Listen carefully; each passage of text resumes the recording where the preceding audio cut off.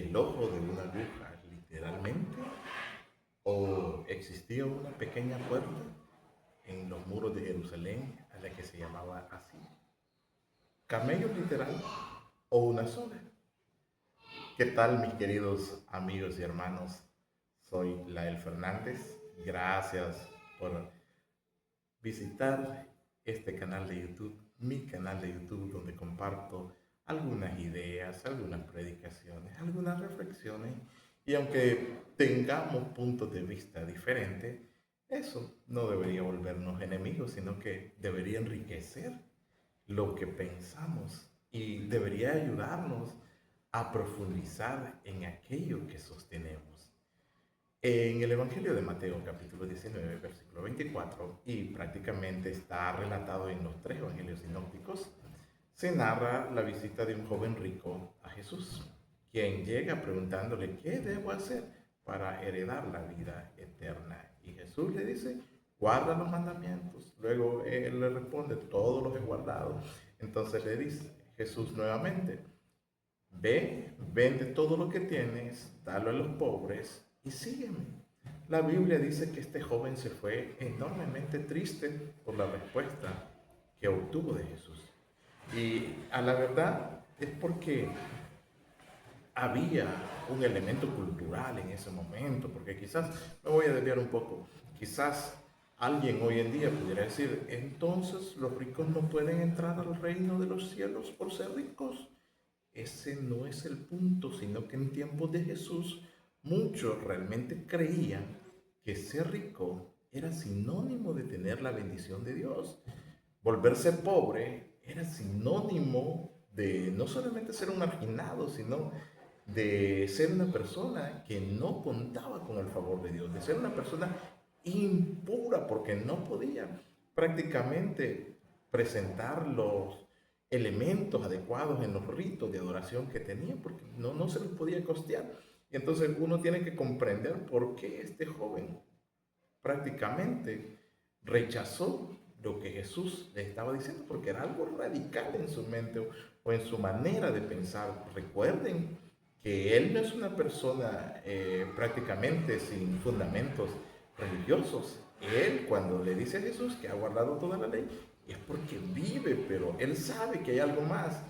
Y ese algo más no era la respuesta que estaba esperando de Jesús. Pero bien, ese es tema para otra ocasión. Lo que nos interesa ahora es aquello que ha generado tanto debate y es, ¿qué era este ojo de aguja? Porque por una parte existe una postura que sostiene que ojo de aguja se le llamaba a una pequeña puerta que estaba en los muros de Jerusalén o que era propio de los muros de Palestina. La mala noticia es que no existe evidencia arqueológica ni histórica que sostenga este punto de vista.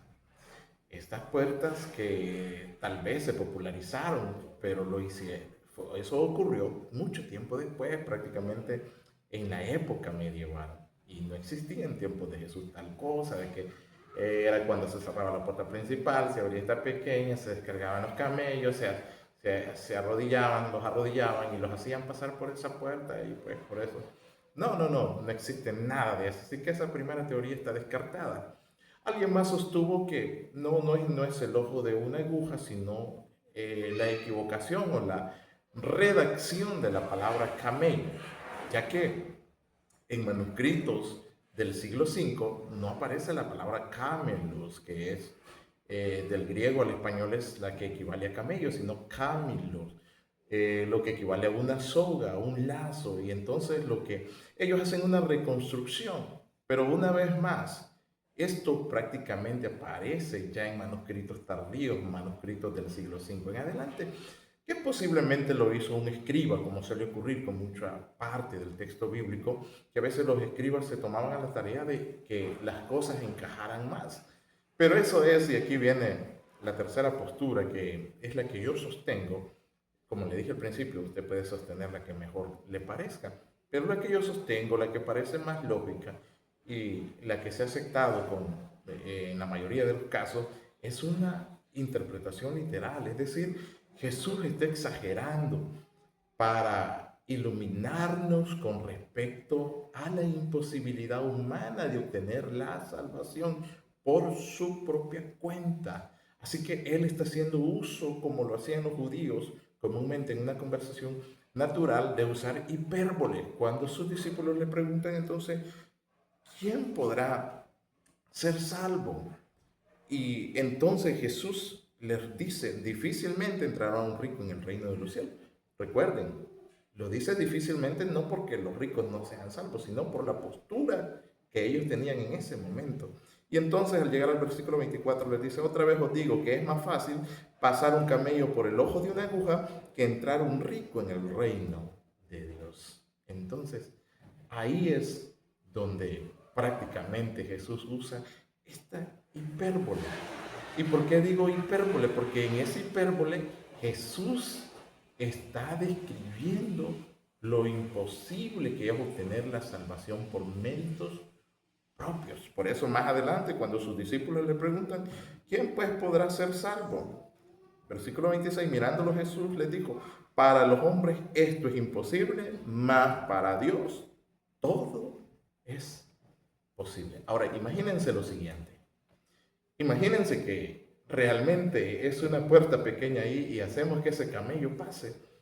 Eso nos llevaría a pensar que la salvación o la vida eterna se puede obtener por esfuerzo personal, por méritos propios, etcétera, etcétera. Totalmente descartada esa postura. Entonces, cuando Jesús usa esta hipérbole, lo que Él está queriendo afirmar es que para los hombres obtener la vida eterna es imposible, pero solamente Dios la puede dar por gracia. Así que usted que me ve y usted que quizás no es afín a ninguna iglesia en estos momentos, a Cristo, porque no es la iglesia la que te da la salvación, es Cristo. Déjeme decirle esto, solamente Dios le puede dar la gracia para venir a Él y recibir esa vida eterna. ¿Usted ya la tiene? Que Dios te bendiga.